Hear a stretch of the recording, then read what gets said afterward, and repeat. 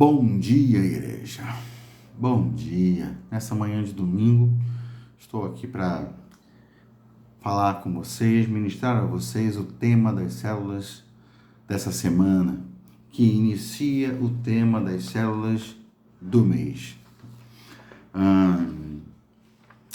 Esse mês eu estou trazendo um tema que a gente já trabalhou. Em novembro de 2021, nós trabalhamos um tema que falava sobre edificação mútua, né? E como nesse mês eu tenho, esse mês que passou, né, eu tive algumas reuniões que envolveram células, liderança de célula, e eu tratei de um tema que tem a ver com esse que a gente vai trabalhar. Eu achei interessante pegar esse tema de volta, aproveitá-lo e ampliei algumas coisas, melhorei algumas coisas e a gente vai voltar a trabalhar esse tema, que fala da importância de edificarmos uns aos outros, a importância de sermos fortes e de ajudarmos a fortalecer, a importância de trabalharmos pela edificação da igreja, do corpo de Cristo, encorajando cada pessoa no corpo de Cristo a assumir o seu lugar, a se posicionar como um participante ativo dessa obra, né? Um membro ativo desse corpo. E o primeiro tema, o primeiro estudo, fala sobre pedras vivas, nós sendo pedras vivas. E aí a gente vai ao texto da primeira carta de Pedro, no capítulo 2, dos versos 1 ao 5. Diz assim: portanto, livrem-se de toda maldade e de todo engano, hipocrisia, inveja e toda espécie de maledicência. Como crianças recém-nascidas, desejem de coração leite espiritual puro, o leite espiritual puro, para que por meio dele cresçam para a salvação, agora que provaram que o Senhor é bom. À medida que se aproximam dele, a pedra viva, rejeitada pelos homens, mas escolhida por Deus e preciosa para ele, vocês também estão sendo utilizados como pedras vivas na edificação de uma casa espiritual, para serem sacerdócio santo, oferecendo sacrifícios espirituais aceitáveis a Deus por meio de Jesus Cristo, pois assim é dito na Escritura. Pois assim é dito na Escritura, está no capítulo 6, versículo 6, a gente não vai ler. É só por meio de Jesus Cristo. Esse é o final. A questão é: o que significa ser uma pedra viva? Esse texto começa com Pedro falando sobre uma mudança de dieta, né? Do que você está se alimentando, né? A mudança, há um momento de mudarmos a dieta, há um tipo de alimento para abandonar, um tipo de alimento para assimilar, né? Trazer para o dia a dia, não é verdade? É como quando você precisa diminuir a gordura e você começa a cortar as frituras, começa a cortar esse tipo de coisa e colocar coisas mais cozidas, né, ensopadas, né, a carne, os legumes, essas coisas todas, porque você precisa evitar gorduras. Quando você precisa evitar o açúcar, você diminui a quantidade de carboidratos, entendeu? E do próprio açúcar em si, né? Você corta ele, enfim, você vai tirando aquilo que é nocivo para você e acrescentando aquilo que é saudável, né? Trazendo para a sua vida aquilo que é saudável. No caso, o apóstolo Pedro está dizendo assim, olha: abandonem a maldade, o engano, a hipocrisia, a inveja e toda espécie de maledicência. Essas são coisas com as quais a gente não deve mais se alimentar. Os ímpios se alimentam dessas coisas, né? Esse é o normal deles. Nós temos sido ensinados a quebrar isso. Se deixarmos por nossa natureza vai levar a gente exatamente para isso. Nenhum de nós é melhor do que os ímpios. Quando a gente fala os ímpios são assim, a gente não está dizendo assim, olha, nós somos melhores do que eles, nós não pecamos como eles. Não, essa semente está dentro de nós. Nós podemos sim ser dominados pela maldade, ser dominados pelo engano, enganando e sendo enganados, enganando aos outros e a nós mesmos, né? Sendo hipócritas, invejosos, maledicentes, nós podemos ser todas essas coisas. Só que a proposta de Pedro, o chamado, a admoestação de Pedro é que a gente rejeite esse tipo de vida. A gente já não se entrega a isso, a gente já não se alimenta disso. Pelo contrário, ele fala assim, como crianças recém-nascidas desejem de coração o leite espiritual puro. Como crianças recém-nascidas, e olha que eu tenho sabido disso, porque tem os bebês nascendo aí, na minha família, né? Os bebês estão chegando, os netos estão chegando, e aí a gente vê o quanto o leite é importante para eles. Você vê o quanto o bebê chora pelo leite. E quando tem fome, não tem sacudida, não tem o que você possa fazer quando a criança tem fome, ela abre o berreiro.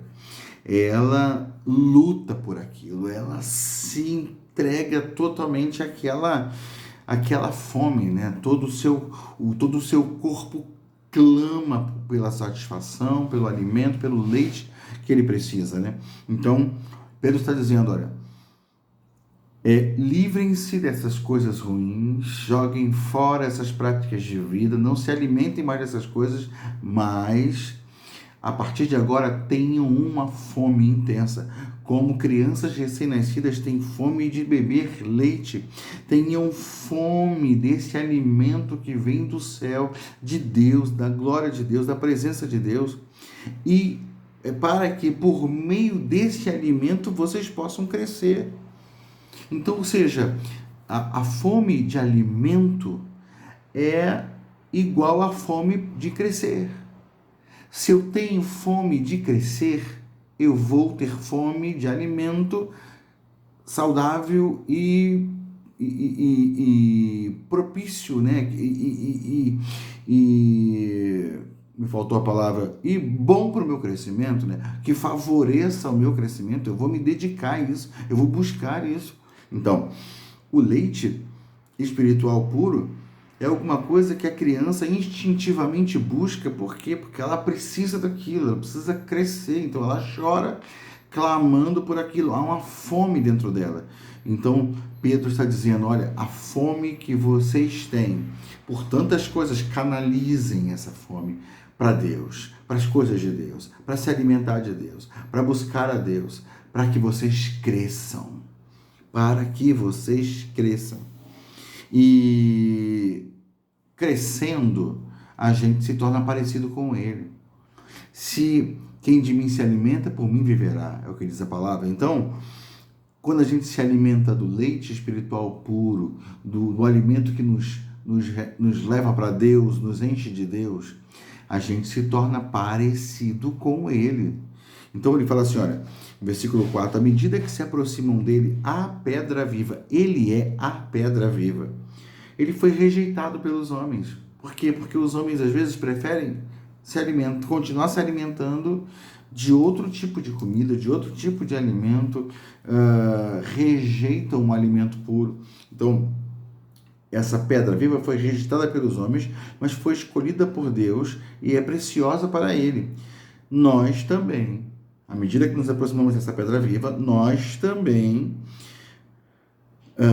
vamos sendo utilizados como pedras vivas na edificação de uma casa espiritual, para sermos sacerdócio santo, oferecendo sacrifícios espirituais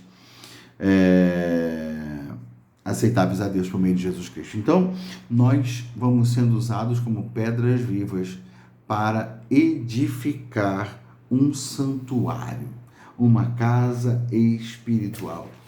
Então, assim, quando Pedro usa a metáfora da pedra, quando ele chama a gente de pedra viva, ele está e associa isso a um fundamento, uma pedra que é usada na edificação, uma pedra que é viva e que nessa edificação ela serve para dar firmeza e sustentabilidade, né? Ela é colocada ali como uma parte do que é necessário para levantar um prédio, para levantar uma casa. Do que Pedro está falando? Olha, você precisa ser firme. Firme o suficiente para servir de fundamento. Você não pode ser frágil. Você não pode ser fraco. Porque está vindo mais pedra por aí. E você precisa ser assentada, ajustada ali, junto com outras pedras, fazendo uma base para as pedras que virão logo depois de você, virão por cima de você. Então, por isso que a gente precisa crescer. Por isso que a gente precisa se alimentar para crescer, para ficar firme ao ponto de ser uma pedra que dá sustentabilidade a um edifício, que ajuda a firmar um edifício. Isso é alguma coisa muito importante, alguma coisa muito séria para a gente compreender, para a gente entender. Sabe, como você tem o que você tem investido para o seu próprio crescimento espiritual? Como você tem se entregue ao propósito de se fortalecer? Que tipo de alimento você tem ingerido, né? Buscado, né? Que tipo de alimento você tem comido, espiritualmente falando, para se tornar forte? Forte, mas assim, no sentido de ser inabalável. Como você tem se dedicado ao seu próprio crescimento? O que você tem feito para avançar, para melhorar na sua vida espiritual?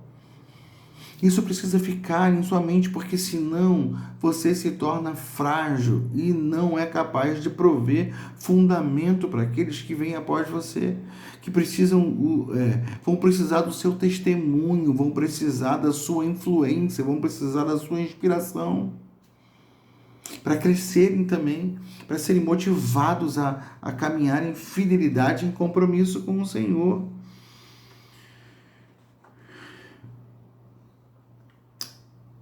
Aqui fala sobre nós nos aproximarmos dessa pedra viva, mas não é ficar no entorno dela. É nos aproximarmos para ver exatamente como ela é e imitarmos. Estar próximo o suficiente para saber como ser, o que fazer. Sabe, ter essa pedra viva como referência que inspira as nossas vidas. Nós temos a responsabilidade de contribuir para a edificação do corpo de Cristo. Sabe, uma pedra que está dentro da parede, um tijolo que está dentro da parede, ele não chega e fala assim, cansa e vou embora, tchau. Não, ele está ali permanentemente. Até que alguma coisa o derrube, né? Até que a casa seja derrubada, ela está ali permanentemente. E a disposição dela é permanecer ali, sabe? Obviamente que a pedra não tem nenhuma disposição, o tijolo não tem uma disposição, mas a gente pode, a partir dessa metáfora, dessa ilustração, pensar o que se requer de nós, sabe? Eu não vou ver o tijolo simplesmente decidindo sair da parede. Não, eu preciso continuar firme, sendo base, sendo fundamento, né? O texto de Coríntios, no capítulo 15, verso 58, diz assim: portanto, meus irmãos, mantenham-se firmes e que nada os abale. Outras versões falam: Sejam firmes e constantes, sempre abundantes, né? Aqui diz, mantenham-se firmes e que nada os abale. Sejam sempre dedicados à obra do Senhor, pois vocês sabem que no Senhor o trabalho de vocês não será inútil. Na outra versão fala, sede firmes e constantes, sempre abundantes na obra do Senhor, sabendo que no Senhor o seu trabalho não é vão. Aquilo que a gente faz no Senhor não é vão, não é inútil, não é esquecido, não é desprezado, tem valor, tem utilidade, é semente que gera vida. Então, mas para a gente semear, a gente precisa estar envolvido com esse trabalho, porque senão as situações estão roubando a gente disso. É muito fácil a gente ser roubado da missão, do trabalho, da obra do Senhor, se nós não nos mantivermos envolvidos com isso, não nos mantivermos alimentados, se a gente não se alimentar das Escrituras, se a gente não se alimentar da vida de oração, a gente vai se perder no propósito, vai se perder na missão, vai fraquejar e vai deixar de ser um fundamento, vai deixar de ser um elemento firme nessa história que sustenta, que mantém de pé. Então, Paulo está dizendo, seja firmes e constantes. Então, portanto, ele usa portanto, ele começa o versículo com portanto. Por que ele usa o portanto? Porque ele está trazendo aqui, nesse versículo, um tratado teológico a respeito da ressurreição. Ele está lembrando que a ressurreição é o fundamento principal da nossa fé. Só existe fé em Cristo Jesus porque houve ressurreição. Ele ressurgiu dentre os mortos, isso muda tudo na vida da gente. Então, se eu creio que a minha vida é uma nova vida a partir da ressurreição de Cristo Jesus, é disso que eu preciso me alimentar. Não adianta eu voltar à velha vida, não adianta eu continuar com as práticas do velho homem, eu preciso me alimentar de um novo homem, eu preciso me revestir de um novo homem. Esse homem novo tem uma dieta nova. Ele se alimenta da vida que vem de Deus, ele se alimenta da palavra de Deus, ele se alimenta da presença de Deus. E o resultado dessa alimentação é força para obedecer, firmeza para crer no Senhor a despeito das circunstâncias. Esse homem se torna inabalável, se torna uma rocha, e essa rocha pode ser aproveitada para dar firmeza ao edifício que é a igreja. E aí outras pedras virão e encontrarão nessas pedras fortes fundamento, base. Esse é o nosso desafio. Pense nisso, ore por isso, busque ao Senhor a esse respeito. E, enfim, que Deus nos fortaleça e nos encoraje, que nossa fome por Ele aumente. Amém, meu querido? Deus abençoe você, Deus abençoe nossas células, Deus abençoe nossa igreja. Que a gente siga um caminho de edificação mútua, um cuidando do outro, um zelando pelo outro. Ainda vamos falar muito sobre essas questões durante todo esse mês. Deus abençoe você.